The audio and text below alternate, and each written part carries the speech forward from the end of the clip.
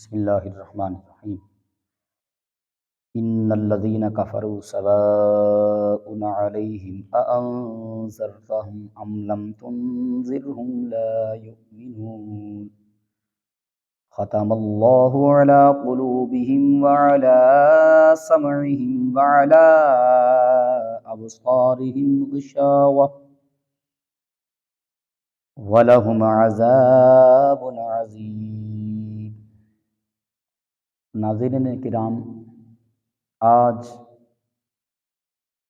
ہم سورہ بقرہ کی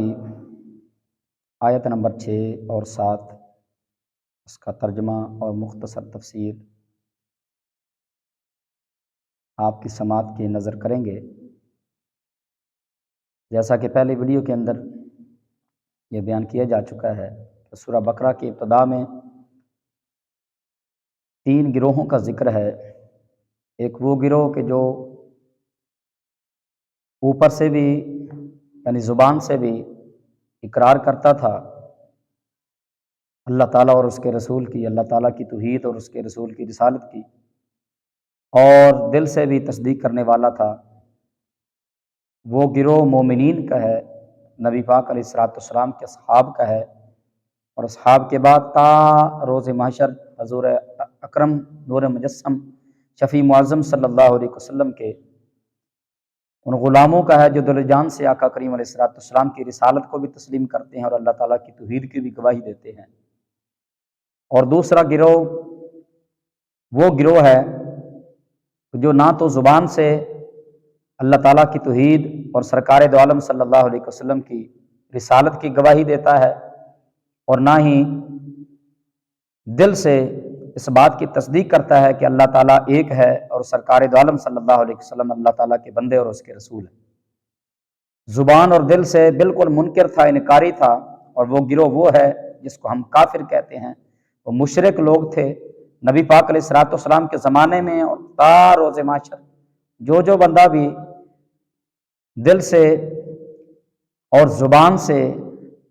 اللہ تعالیٰ کی توحید اور جناب رسالت مآب صلی اللہ علیہ وسلم کی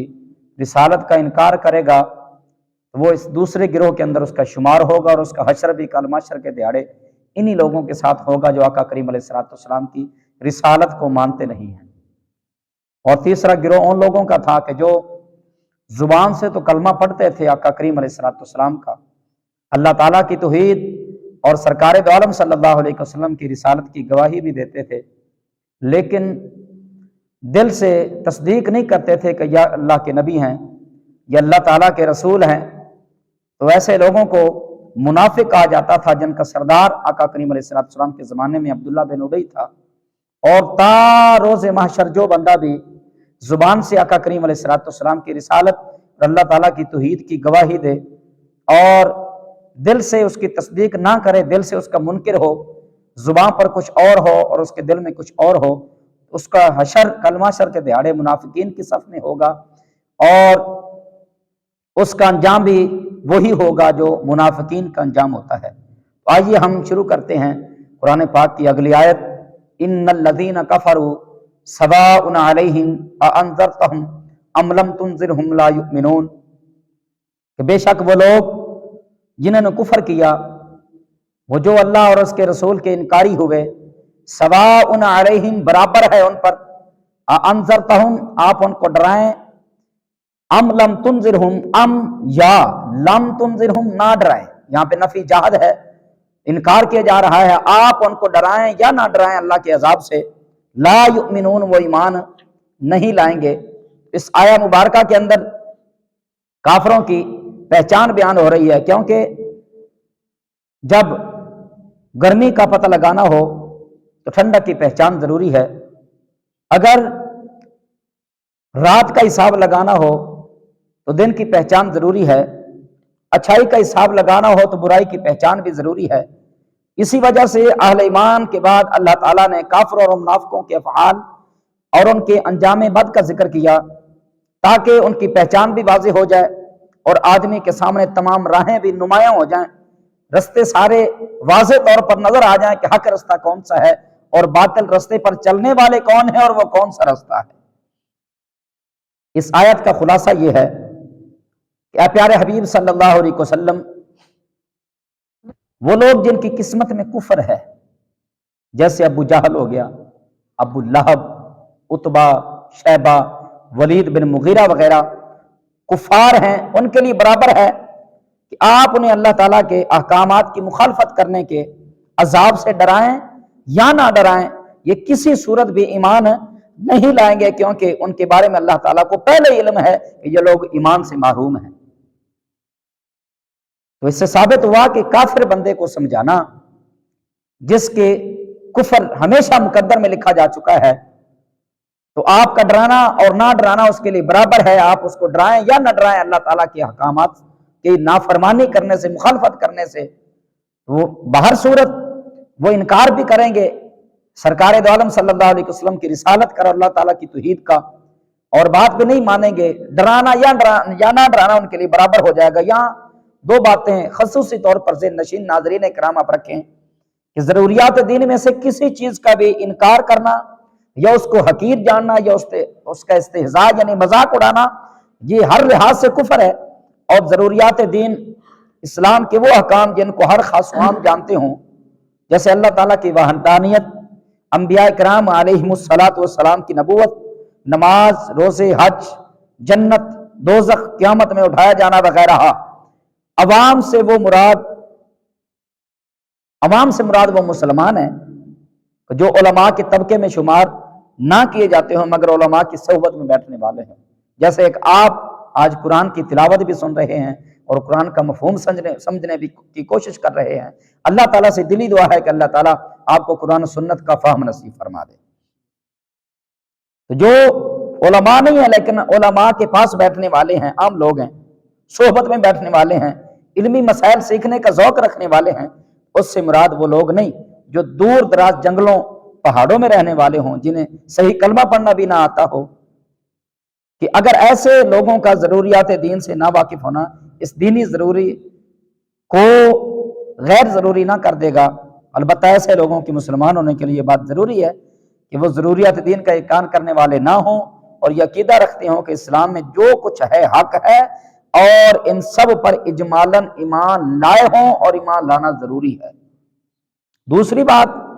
ایمان سے محروم کفار کے بارے میں معلوم ہونے کے باوجود انہیں تبلیغ کرنے کو حکم اس لیے دیا گیا تاکہ ان پر حجت پوری ہو جائے۔ کلمہ شر کے دہاڑے یہ نہ کہیں ہمارے پاس دین پہنچانے والا ہی کوئی نہیں آیا تھا، ہمیں تو کس نے اسلام کی دعوت نہیں دی تھی۔ حالانکہ امام اعظم ابو حنیفہ رحمۃ اللہ تعالیٰ علیہ، سیدنا نعمان بن ثابت رضی اللہ تعالیٰ عنہ، آپ فرماتے ہیں کہ اگر انبیاء کرام علیہ السلام دنیا میں نہ بھی تشریف لاتے، علماء لوگوں کو اسلام کی دعوت نہ بھی دیتے، تو اللہ تعالیٰ اپنی قدرتوں سے ظاہر ہے، اللہ تعالیٰ اپنی قدرتوں سے ظاہر ہے۔ یہ دن کا اپنے ٹائم پہ طلوع ہونا اور اپنے ٹائم پہ غروب ہونا اور رات کا اپنے ٹائم پہ آ جانا اور ٹائم پہ دن کا چلے آنا، تو میرے دوستو یہ ساری چیزیں اللہ تعالیٰ کی وحدانیت پر گواہی دیتی ہیں اور دلالت کرتی ہیں اور واضح ہیں۔ فرمایا اگر کوئی پیغام دینے والا نہ بھی آتا، دعوت دینے والا، تو پھر بھی ہر بندے کے لیے ضروری تھا کہ اللہ تعالیٰ کی توحید کو تسلیم کرے۔ لیکن اس کے باوجود ان لوگوں کے بارے میں جن کے لیے کفر ثابت ہے لیکن ان کو دعوت دی جائے،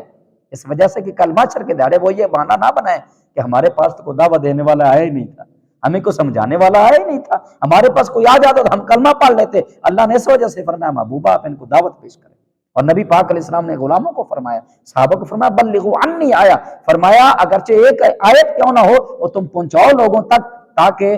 تمہاری طرف سے فرض ادا ہو جائے، اس کے اگلے کی مرضی ہے اس کو سمجھے یا نہ سمجھے، عمل کرے یا نہ کرے، جو تمہارے سر پر ایک قرض اور فرض تھا وہ تمہارے سر سے اتر جائے گا،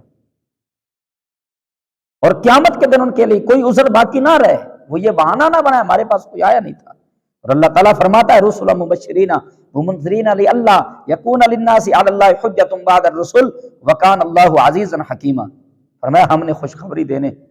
اور ڈر سنانے کے لیے رسولوں کو بھیجا، وہ جو خوشخبری دینے والے ہیں اور ڈر سنانے والے ہیں ہم نے ان رسولوں کو بھیجا ہے لئلا یکون للناس، ان لوگوں کے پاس تاکہ رسولوں کو بھیجنے کے بعد اللہ تعالیٰ کے یہاں لوگوں کے لیے کوئی عذر باقی نہ رہے، علی اللہ بعد رسول، رسولوں کے آ جانے کے بعد کسی بندے کے پاس کوئی عذر کوئی بہانہ باقی نہ بچے جی میرے پاس تو پہنچانے والا کوئی نہیں آیا تھا۔ وکان اللہ عزیزا حکیما، فرمایا اللہ زبردست حکمت والا ہے۔ ایک اور جگہ پر اللہ تعالیٰ فرماتا ہے وَلَوْ أَنَّا أَهْلَكْنَاهُمْ بعذاب من قبلہ لقالوا ربنا لولا ارسلت الینا رسولا فنتبع آیاتک من قبل ان نذل ونخزا۔ فرمایا اگر ہم انہیں رسول کے آنے سے پہلے کسی عذاب سے ہلاک کر دیتے تو وہ ضرور کہتے،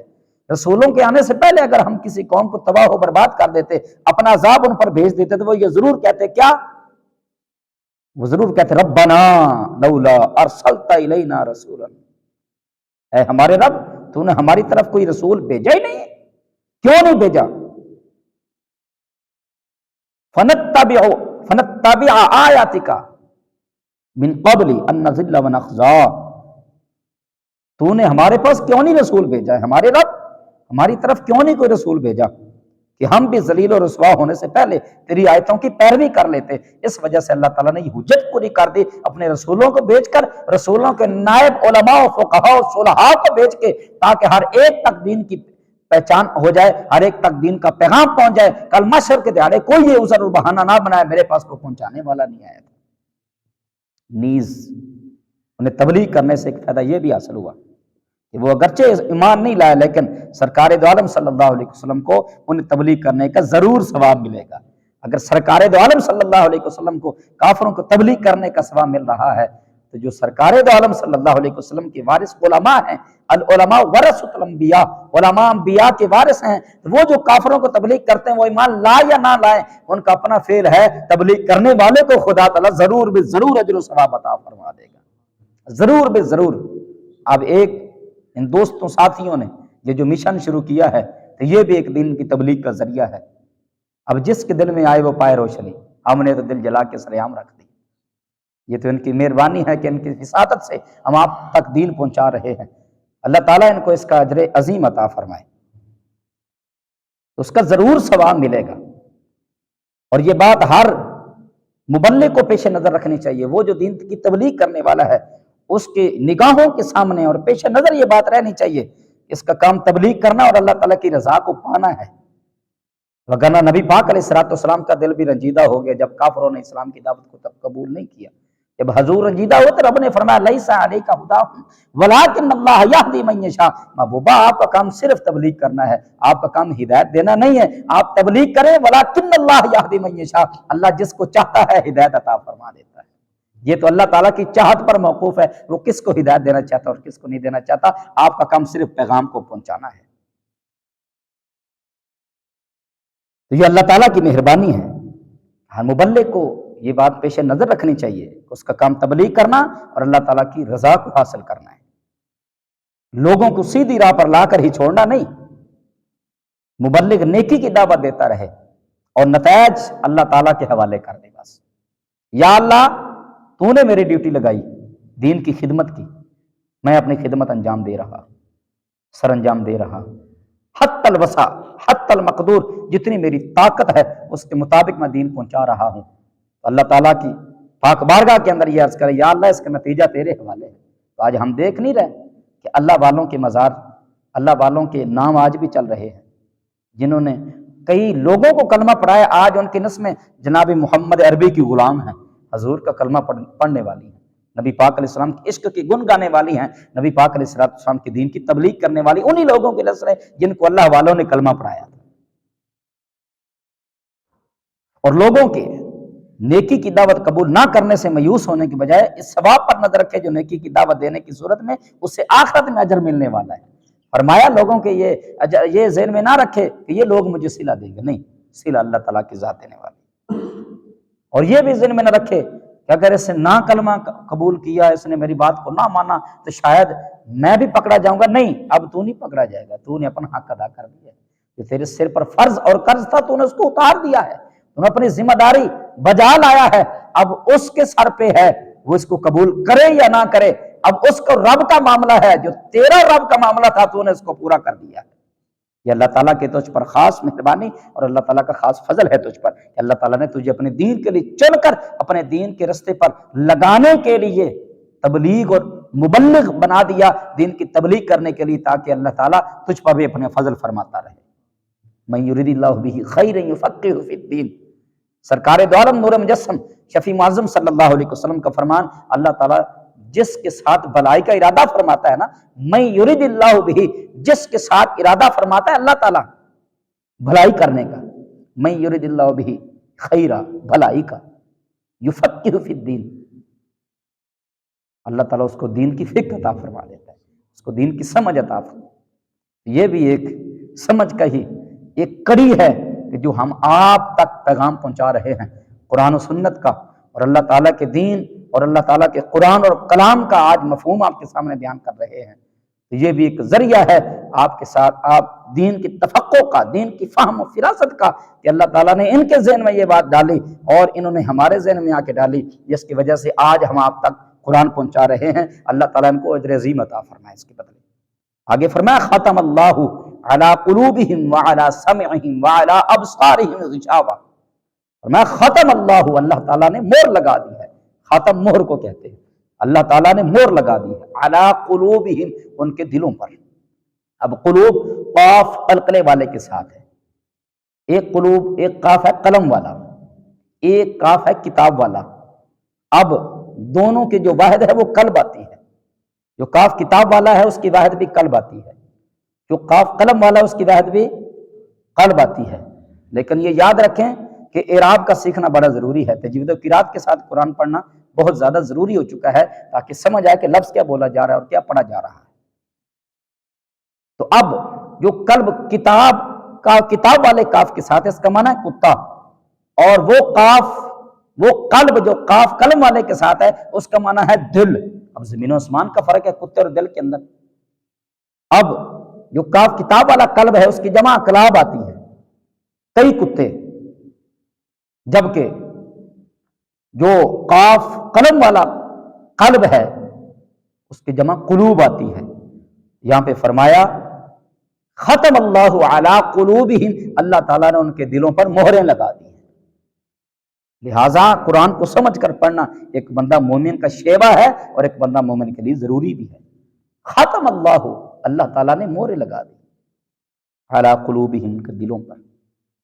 وعلی سمعہم، اور ان کی سماعت پر، سماعت کانوں کو پر، سننے پر اللہ تعالیٰ نے مہر لگا دی۔ حق سننے کے باوجود ایسے جیسے وہ سو نہیں رہے، حق